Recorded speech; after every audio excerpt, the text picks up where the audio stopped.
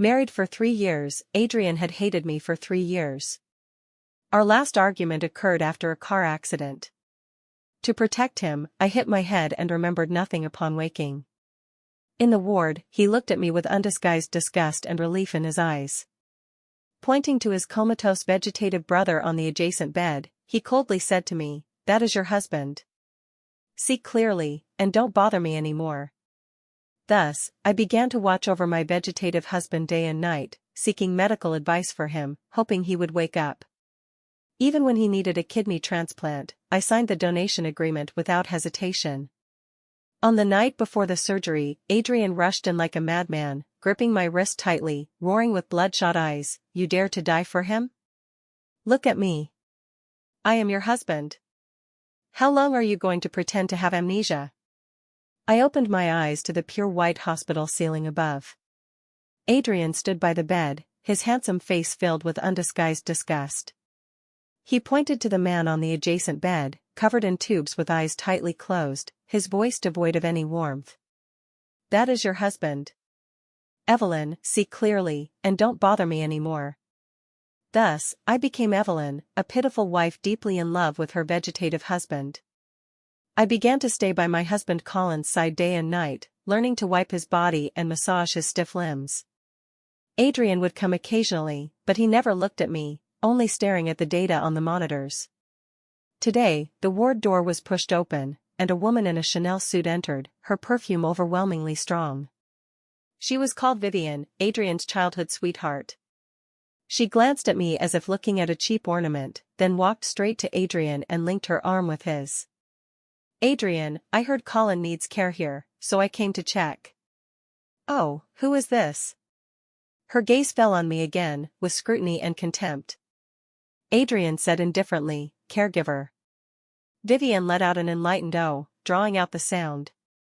"So it's the caregiver." I thought it was some clueless poor relative trying to climb connections. She covered her mouth and laughed uproariously.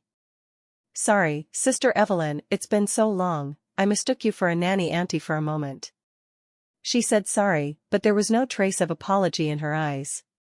"But no wonder, where did you get these clothes from? Some vegetable market?" "They're all pilling. Although our Gu family doesn't lack money to hire caregivers, dressing like this is too embarrassing for our family."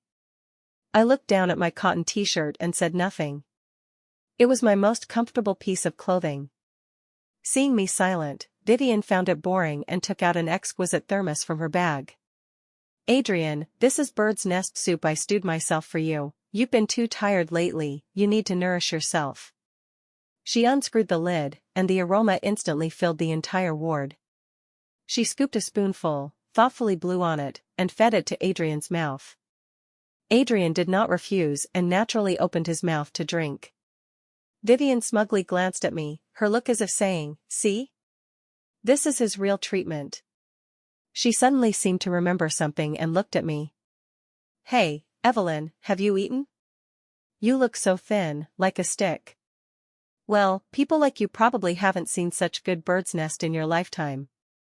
As she spoke, she actually scooped a spoonful and handed it to me, with a condescending smile on her face. "Come, taste it? Consider it a gift from me. Don't be polite, eat up. If you can't afford meals, don't force yourself and embarrass us." Her hand tilted, and the scalding bird's nest soup spilled directly onto the back of my hand. Intense pain struck, and I quickly withdrew my hand. The back of my hand quickly turned red. "Oh no!" Vivian screamed exaggeratedly, but not looking at me, instead nervously grabbing Adrian's arm. "Adrian, are you okay? Did it scald you?" "It's all my fault, my hand slipped." She looked tearful, as if she had suffered a great injustice. Adrian frowned, pulled away from Vivian, and finally glanced at me. That glance was not concern, but deeper disgust. "You can't even dodge a bowl of soup, what else can you do?" After saying that, he took a tissue and carefully wiped Vivian's hand, which had no scald at all. Vivian hid in his arms and cast a victorious, malicious smile at me. I looked at my red and scalded hand, then at them. I said nothing, just picked up the nearby water cup and went to the water dispenser. I filled it with boiling hot water. Then, I walked to Vivian. Under her and Adrian's stunned gaze, I slowly poured the water over her expensive, meticulously styled head. The hot water flowed down her hair, soaking her designer suit. Ah! Vivian let out an ear-piercing scream. I calmly watched her disheveled appearance and threw the empty paper cup into the trash bin. Adrian reacted, pushing me away and roaring, "Evelyn, are you crazy?" I staggered from the push, hitting the wall, and a dull pain came from the back of my head. I held the wall, looking at the furious Adrian and Vivian crying in his arms. I didn't look at him, my gaze fell on the motionless man on the bed behind him. Then, I softly said, "You dirted my husband's ward." Adrian's expression froze. He probably never expected me to say that. Vivian's crying paused, then became more shrill. "Adrian, listen. What kind of attitude is this? She dared to hit me. My face, my hair, this is the style I need for tomorrow's banquet." She sounded like a cat whose tail was stepped on, sharp and aggrieved. "Just a caregiver, how dare she treat me like this? Look at her, like a shrew, how can such a person take care of brother Colin?" Adrian's face was so dark it could drip water. He walked toward me step by step, his tall figure exuding immense pressure. "Evelyn, apologize." His voice was cold, a command not to be questioned. Leaning against the wall, I looked up at him. "Why should I apologize?" I asked. "She first polluted the air here, then scalded me. She didn't mean it." Adrian's voice carried impatience. "I didn't mean it either." Mimicking his tone, I replied expressionlessly, my hand slipped. These words were like a slap, fiercely hitting Adrian and Vivian's faces. Vivian's crying choked, looking at me in disbelief. Adrian's chest heaved violently, the anger in his eyes almost burning me. "Evelyn, don't push your luck." "Who is really pushing their luck?" I retorted, "Mr. Adrian, you paid me to care for your brother, not to be a punching bag for your confidant. If you think I'm not doing well, you can fire me. If you think I hit your person, you can call the police. You." Or, I interrupted him, my gaze passing over him to Colin on the bed again, "You can ask my husband if he agrees to you bullying his wife like this." "Shut up." Adrian finally exploded, grabbing my shoulders, "He is not your husband."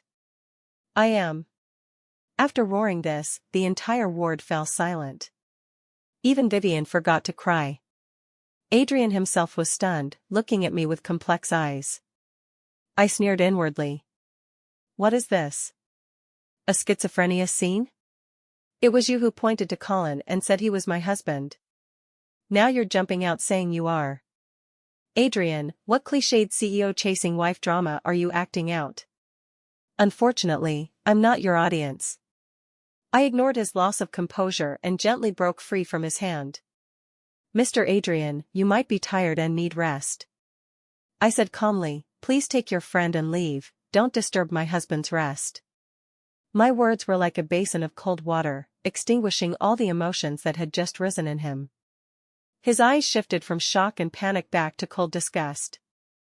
Good, very good. He gritted his teeth, saying word by word, Evelyn, you'd better never recover your memory. Otherwise, you'll regret it. He pulled up the still dazed Vivian and slammed the door out. The ward finally quieted down. I walked to the bedside, looking at Colin's pale face. This face was 70% similar to Adrian's but without Adrian's coldness and aggression. I extended my scalded hand and gently touched his fingers. Look, your brother is going crazy again. Fragmented images flashed in my mind. That was when we had just married, and Adrian didn't hate me this much yet. Once when I had a high fever, he clumsily took my temperature and used an ice towel to cool me down. He would sit by the bed, looking at me, and whisper, Evelyn, why did you have to marry me? At that time, I thought his coldness was just poor expression. I smiled and said to him, because I love you. After hearing that, he was silent for a long time, then got up and left. From that day on, he came home less and less. Until Vivian appeared, the last trace of warmth in his eyes vanished completely. It turned out it wasn't that he was bad at expressing, he just didn't express to me. It wasn't that he didn't understand gentleness, his gentleness didn't belong to me. A familiar dull pain came from my chest. I withdrew my hand, picked up the nearby nursing record book, and started today's entries. The scald on the back of my hand burned painfully, reminding me of what had just happened. At that moment, a nurse came in. She looked at the empty ward, then at me, and whispered, "Miss Evelyn, Mr. Collins' attending physician is looking for you. Please go to the office." My heart sank. Has his condition changed? The nurse's expression was somewhat grave. She nodded. The doctor said the situation is not good. He may need a kidney transplant surgery as soon as possible. When I entered the doctor's office, Adrian and Vivian were there too. Vivian had changed into clean clothes, her eyes red, leaning on Adrian's shoulder and sobbing. Adrian looked grave. Seeing me enter, he just gave a cold glance and looked away. The attending physician Raymond, a man in his 50s, pushed his glasses and gestured for me to sit. "Miss Evelyn, you're here." I nodded and sat in the chair opposite him. "Dr. Raymond Collins, my husband, how is his condition?" Dr. Raymond sighed and pushed a report in front of me. "Mr. Collins' kidney function is rapidly failing. This is our biggest concern. Currently, the only way is to find a suitable kidney source quickly for transplant surgery." My heart sank bit by bit. "Is the chance high?" "We will immediately match in the National Organ Donation Database, but as you know, waiting for a suitable kidney source takes time and luck." Dr. Raymond paused. "The best way is still for immediate family to undergo matching tests, which have a much higher success rate." As soon as he finished, Vivian lifted her head from Adrian's arms, tearfully grabbing Dr. Raymond's hand. "Doctor, take mine. I'll match. I grew up with Brother Colin, we have the best relationship. As long as it saves him, I'll do anything." Her words were said with genuine emotion, as if she was the great woman sacrificing for love. Adrian supported her shoulders, his voice carrying a touch of emotion and heartache. "Vivian, don't do this, your health is poor." "No. For Brother Colin, I'm not afraid of anything." Vivian cried, "Adrian, let me go. I can't watch Brother Colin have an accident." Dr. Raymond looked at them, then at me, his expression somewhat awkward. "Miss Vivian, we appreciate your intention. But matching requires strict testing, it's not just based on emotions." Adrian looked at the doctor, then arranged the test immediately, at the fastest speed. His gaze turned to me, with a hint of warning and contempt. "You, go too." He wasn't asking for my opinion but issuing a command. As if my existence was to serve as a foil for Vivian, so she wouldn't be too embarrassed if the matching failed. I didn't argue, just calmly nodded. "Okay." The matching results came out quickly. Adrian, no match. Vivian went with great fanfare, returned crying, and the result was also no match. She held the report, crying heartbrokenly in Adrian's arms. "How could this be? Why? Adrian, I'm so useless, I can't save Brother Colin." Adrian held her, softly comforting. "It's not your fault, Vivian, you've done your best." They were like protagonists in a deeply moving stage play, and I was the superfluous audience below. I took my report and quietly left alone. In the evening, when Adrian was not there, I found Dr. Raymond. I handed him my report. "Dr. Raymond, this is mine." Dr. Raymond took it, looked carefully, and showed a surprised and delighted expression. "Miss Evelyn, your matching is highly compatible." This result was within my expectations. Back then, the reason I could smoothly marry Adrian was because the old man found out my blood type was special, the same rare Rh negative as the Gu brothers. The old man said this was fate. Now it seems more like a prearranged ill-fated relationship. "Dr. Raymond," I looked at him and said word by word, "I am willing to donate my kidney to save my husband." Dr. Raymond stood up excitedly, "Great. Miss Evelyn, you really are. But I have one condition." I interrupted him. Go ahead. I hope this matter is not told to anyone. Especially Adrian. I looked at him firmly. Just announce externally that a suitable kidney source was found in the organ donation database. Dr. Raymond was stunned. Why? This is clearly your credit. No, why? I don't want to explain. If you can't agree, then pretend I wasn't here today. Dr. Raymond looked at me and finally nodded heavily. Okay, I agree. The donation agreement was prepared quickly. I took the pen and signed my name in the donor column, Evelyn. I wrote this word with extra force. After signing, I walked out of the office but bumped into a solid chest at the corridor corner. It was Adrian. He held a file, probably just from the company. Seeing me, his brows furrowed immediately. What are you doing here? I hid the agreement behind me and shook my head. Nothing, just walking around. His gaze was sharp, sweeping over my hand hidden behind. Take it out. Nothing worth seeing. I told you to take it out. His voice suddenly rose. He stepped forward, forcibly grabbed my wrist, and pulled out the agreement. When he saw the words Living Organ Donation Agreement and my clear signature below, his pupils suddenly contracted. His hand was shaking. You. He stared at me fixedly, his eyes filled with unprecedented turmoil. You're giving your kidney to him? I pulled back my hand and took the agreement. Yes. I answered crisply. Why? Because he is my husband. I lifted my head, staring into his storm-filled eyes. I love him, and I'm willing to do anything for him.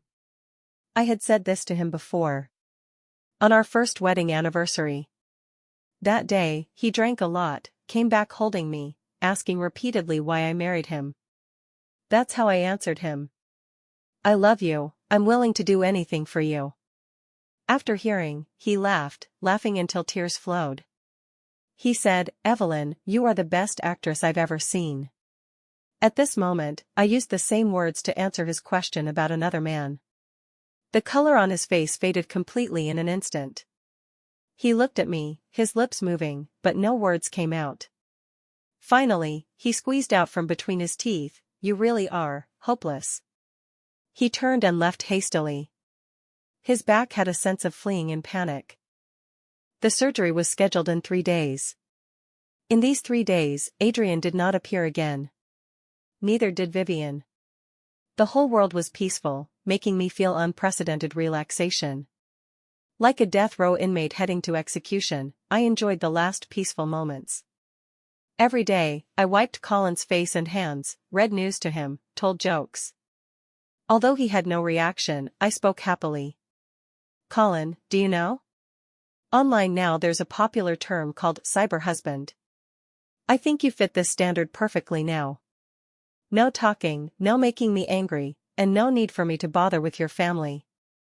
When you wake up, I'll split half of the caregiver fee Adrian paid me with you, as your appearance fee. We two can be considered the best partners. As I said this, I laughed myself. Laughing and laughing, my eyes got a bit wet. On the night before surgery, the nurse came to do the final preoperative preparations for me.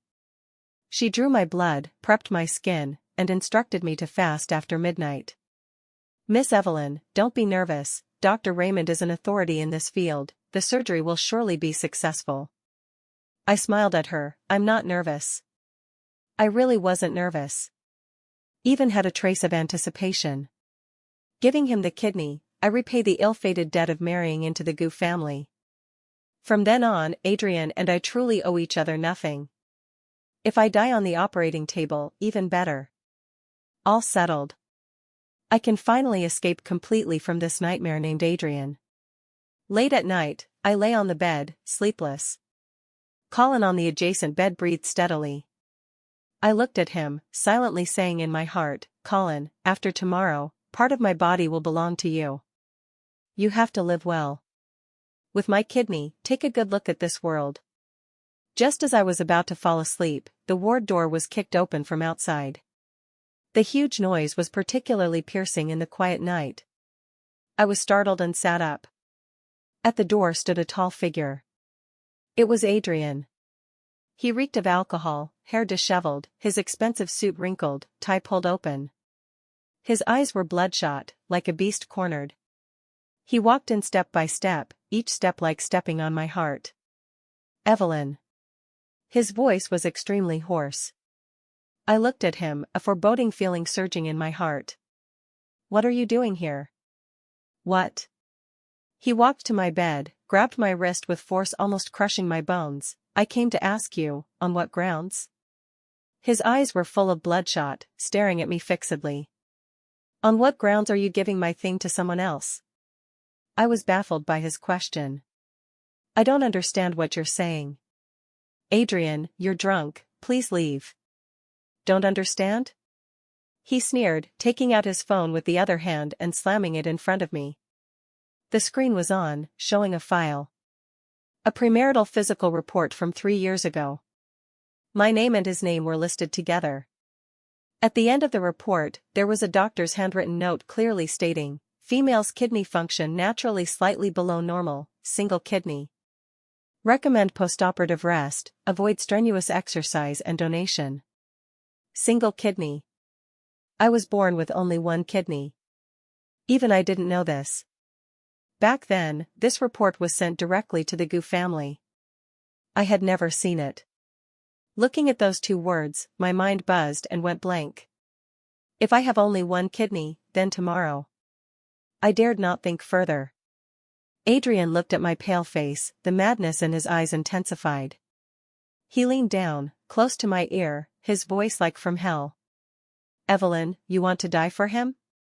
You want to trade my life for his? You dare. His breath was hot, carrying strong alcohol, spraying on my neck.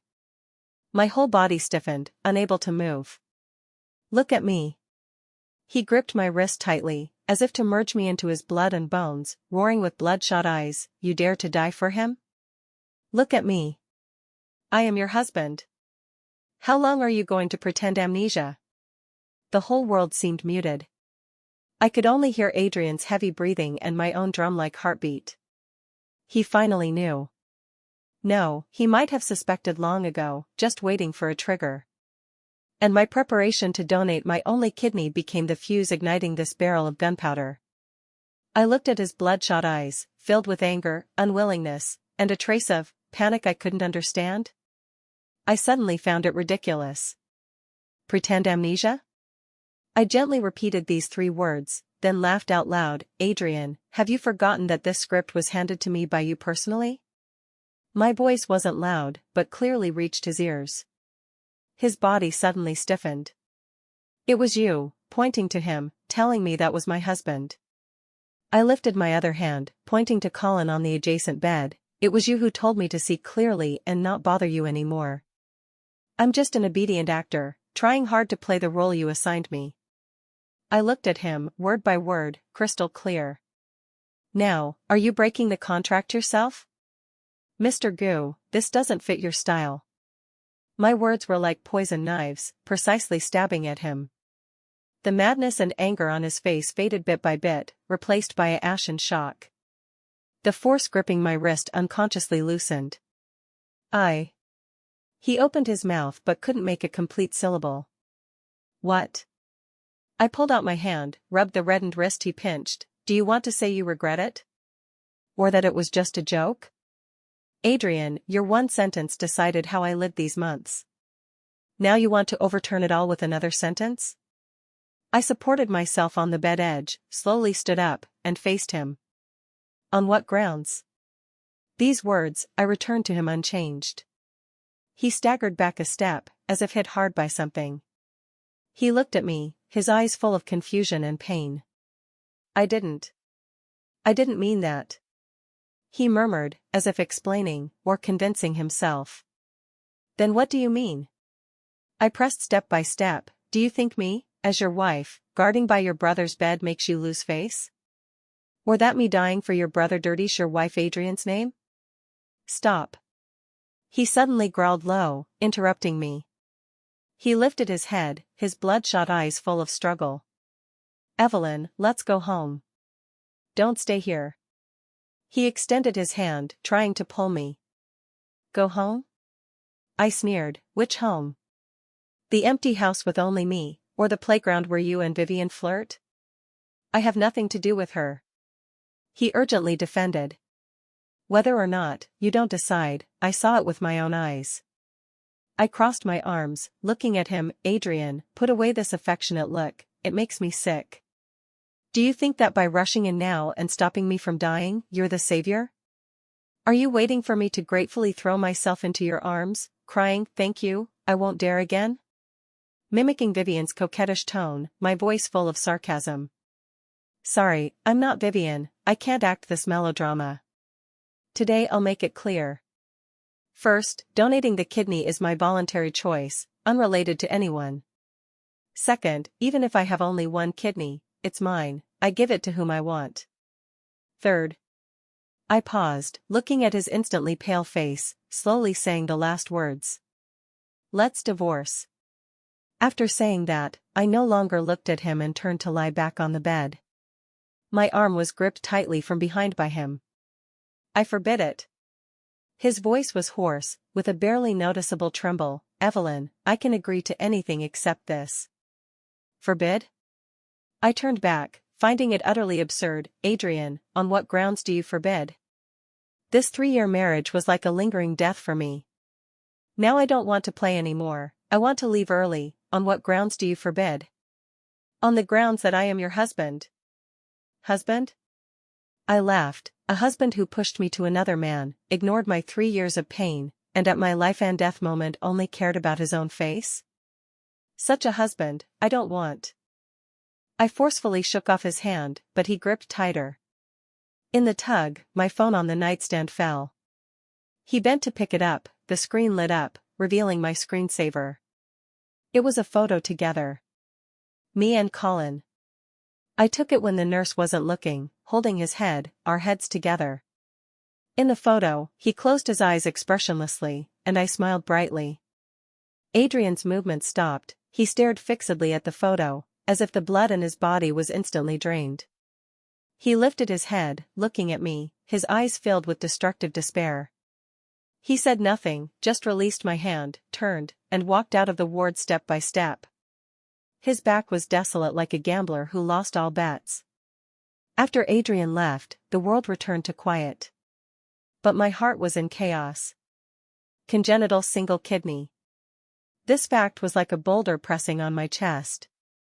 If Adrian hadn't burst in, tomorrow I would be pushed onto the operating table, then what? Die on it, or become an invalid needing dialysis to sustain life. For the first time I had such a real feeling about the word death. I'm not unafraid of death, I just feel living is more painful than dying. But now, I suddenly don't want to die.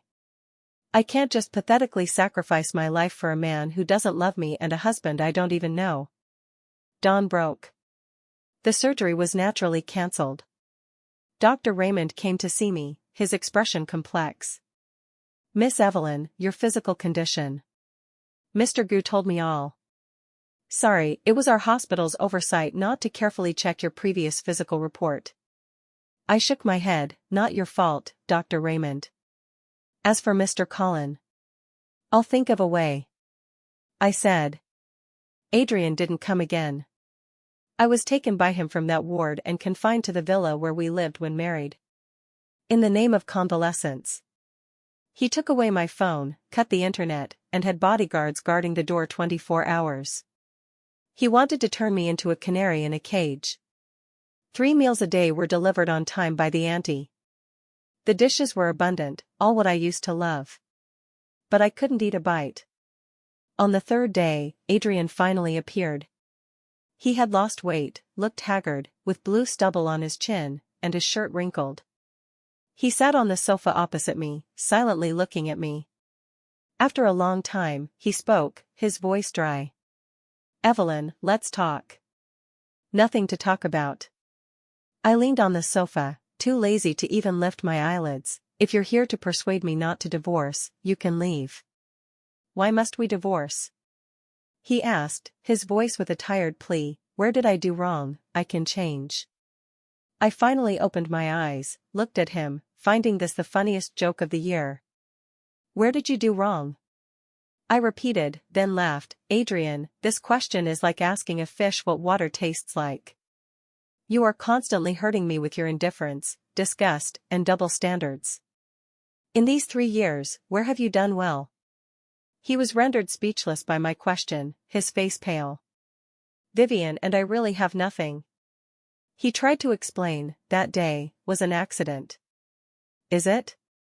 I raised an eyebrow, then you arm in arm, drinking the soup she fed, her scalding me and you only caring about her, all accidents?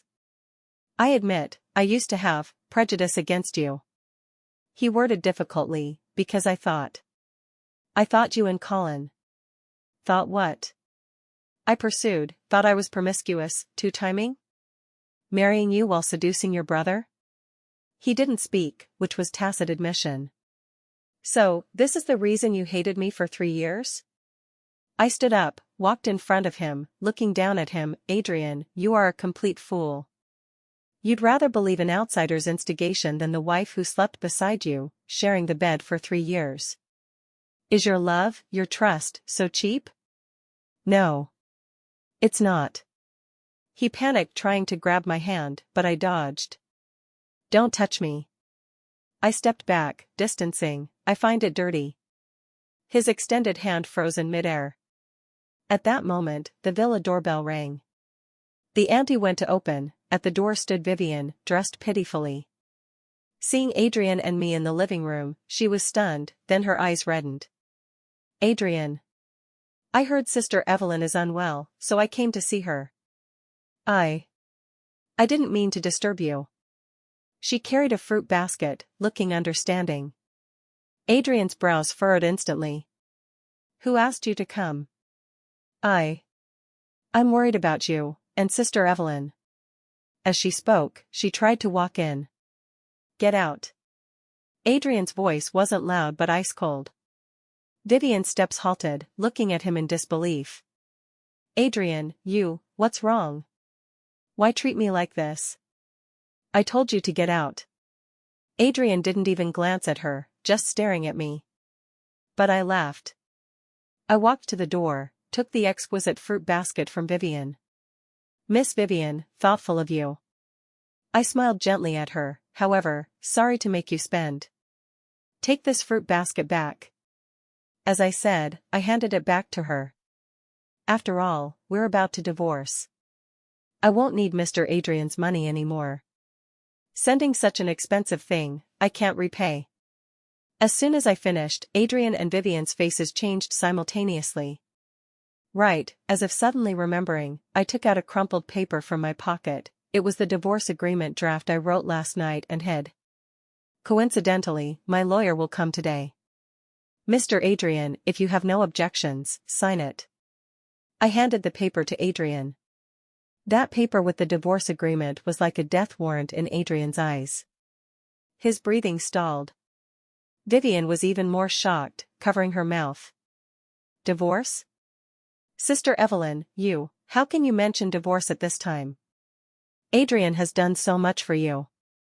What has he done for me? I turned back, looking at Vivian, smile unchanged, locking me up, or having people monitor me 24 hours? Vivian was blocked speechless.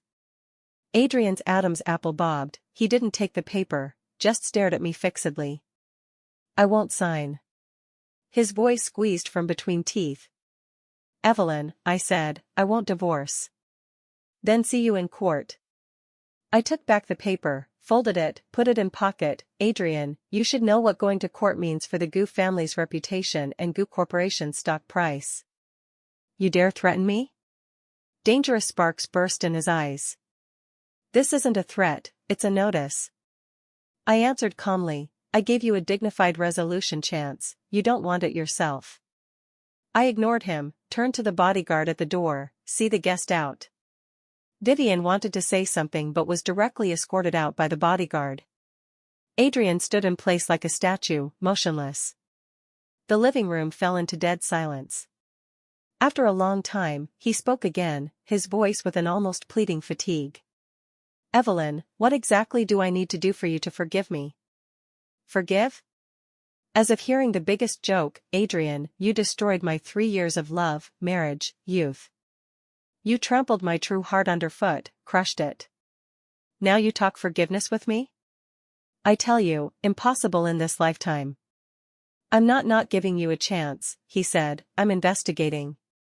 The matters back then, what Vivian said, I'll check clearly. Give me some time. Why should I give you time? I retorted, let you check clearly, prove I'm innocent, then beg forgiveness, let us reconcile? Adrian, do you think all women in the world must revolve around you? Do you think as long as you beckon, I must wag my tail back to you? I snorted from my nose. Put away your CEO logic, sorry, I don't buy it. He was rebuked until his face turned green and white. This was probably the first time someone scolded him so mercilessly to his face. I was indeed blinded by lard. He lowered his posture, voice with regret, I admit I'm a bastard, I admit I was wrong. But Evelyn, between us, not all are bad memories, right? He wanted to play the emotion card again. Forgot? When we just married, you liked the Xiaolongbao from that shop in the South City. I got up at 5 a.m. every day to queue for you. Forgot? Your period cramps, I held you, warmed you all night. Forgot? Stop. I interrupted, Adrian, your memory is really good. Then do you remember who, when I had a high fever, took Vivian's call and immediately went out, leaving me alone at home? Do you remember who, after I carefully prepared the anniversary dinner, accompanied Vivian to a midnight movie, making me wait until the dishes were cold? Do you remember who, when I crashed to save you and lay in hospital, pointed to your brother and told me to get lost? With each sentence I said, his face paled more. In the end, he was bloodless. Stop. He closed his eyes painfully. Why not say? I stared at him, aren't these also our memories? How come you remember the good ones, and want to wipe out the bad? Adrian, you're too selfish. You only remember your trivial efforts, but ignore the huge pain I endured. What qualifies you for my forgiveness? My phone had been quietly returned by the housekeeper at some point. I took it out and opened a contact. It was my senior from college, now a highly accomplished lawyer. I sent him a message, we can begin. After sending it, I tucked the phone away. Adrian seemed to sense something, his face changed greatly. What did you do? I didn't answer. In less than 10 minutes, his phone rang crazily. It was his assistant. He answered, the other end had the assistant's panicked voice. Adrian. Bad news. Our company has a huge tax scandal exposed. Now the internet is full of our negative news, stock price is starting to plummet. Adrian's body swayed, almost unsteady. He suddenly looked up at me, eyes full of disbelief. You did it? I looked at him, slowly revealing a smile. I said, I'm not threatening you. These years, although a housewife, I didn't completely abandon my profession. I studied finance. I've seen Adrian's company accounts. Those shady methods, I know better than anyone. I was just waiting for the right timing. Now, the time has come. Adrian's phone rang again, one after another, all from the company. He frantically answered, his face getting uglier. Looking at me, his eyes went from shock to anger, to final powerlessness. Just as he was overwhelmed, the villa door was pushed open again. This time, several uniformed police entered. The leading officer walked to Adrian, showed credentials. Mr. Adrian, we received a report, you're suspected of illegal detention. Please come with us for investigation. Adrian completely froze. He slowly turned to look at me. I leaned on the sofa, raised my phone to him. Hello? 911? I've been kidnapped. Adrian was taken by the police. As he left, he kept looking back at me, his eyes complex like a tangled web. Shock, anger, confusion, and a trace of embarrassment and defeat I'd never seen. He probably never dreamed that the Evelyn who once obeyed him, loved him to the dust, would personally send him to the police station. Finally, only me left in the villa. I walked to the floor-to-ceiling window, looking at the bright sunshine outside, took a deep breath. The air of freedom is so good. My lawyer senior arrived soon. He brought the formal divorce agreement, and the evidence I asked him to collect about Adrian's marital infidelity, cold violence against me, and how Vivian deliberately instigated our relationship. Evelyn, are you sure? Senior looked at me. Once these go public, Adrian and Gu Group will face catastrophe. I'm sure. I took the files, without looking, signed my name on the last page. What he owes me, he should repay. In the following days, a city's finance and entertainment sections were dominated by Gu family news. Gu Group tax scandal, stock price plummeted. CEO Adrian suspected of illegal detention, under police investigation. Then, explosive news of Adrian's affair with childhood sweetheart Vivian during marriage, and long-term cold violence against wife, was exposed by an anonymous account, with various HD photos and recordings. Overnight, Adrian turned from favored son to universally condemned scumbag. Vivian wasn't better. Her labels as homewrecker and vicious green tea were stuck fast, eggs thrown at her outside, social accounts cursed to closure. I looked at the news on phone calm. This is just the beginning. Adrian was released soon, insufficient evidence for illegal detention. After release, he came to find me first. He stood at villa door, blocked by new bodyguards I hired. He looked more haggard than last time, eyes full of red veins, exuding decadence. Evelyn. Come out. Let's talk.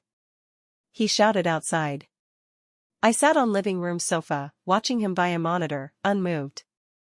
I know I was wrong. Evelyn. Come out and see me. Give back the company. Give everything back. Then I'll give you anything. I'll leave with nothing. I beg you. His voice carried sobs, full of despair. The former Adrian was so superior, so spirited. When had he been so humble? But watching, I only felt irony. If only he knew today, why bother back then? He shouted for a long time until his voice was hoarse. Seeing I wouldn't show, he finally gave up. He leaned on the cold gate, like an abandoned dog. I turned off the monitor. In the afternoon, I received an unexpected call. From the hospital. Miss Evelyn? I'm Mr. Collins' caregiver. He woke up. My heart jumped. Colin woke up. When I rushed to the hospital, Colin's ward was full of people. Gu family elders, doctors, nurses. Adrian was there too. He stood at the outermost, eyes lit seeing me, wanted to come forward, but nailed in place by something, dared not move. I ignored him and walked straight through the crowd to the hospital bed. Colin had already sat up. Though his face remained pale, his eyes had regained their clarity. Seeing me, he paused, momentarily stunned. You are? His voice still sounded weak. Before I could answer, a Gu elder, Adrian's aunt, spoke. Colin, you finally woke. Do you know, during your coma, it was your wife Evelyn caring for you. She's a good child, devoted, never leaving. Colin heard, looked at me again, eyes with inquiry and gratitude. Wife. I was about to explain, but Adrian suddenly rushed over. He grabbed my wrist, pulled me behind him, like protecting his treasure. Facing Colin on the bed, he said word by word, she's not your wife. She's my wife, Adrian's. The whole ward instantly silent. Everyone looked at us three with shock. Colin frowned, seeming to recall something. At that moment, the silent Colin suddenly lifted his head, gaze passing Adrian, falling on my face. His eyes were clear, clean. Looking at me, he slowly said a sentence. I remember you. On the accident day, you dragged me out of the car. And, Vivian, she cut my brake line. Colin's words were like a depth charge, exploding the ward. Everyone was stunned. Adrian was as if struck by lightning, whole body stiff. He turned sharply, looking at his brother, eyes full of disbelief. What did you say? I said, Colin's voice not loud but exceptionally clear, my accident wasn't accidental. It was Vivian. He looked at me, eyes with apology.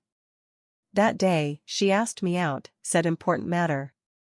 I refused, she tampered with my car. Later, car out of control, it was you, risking danger to save me. Sorry, for misunderstanding you so long. The truth was revealed in such an unexpected way. More direct and powerful than any evidence I prepared.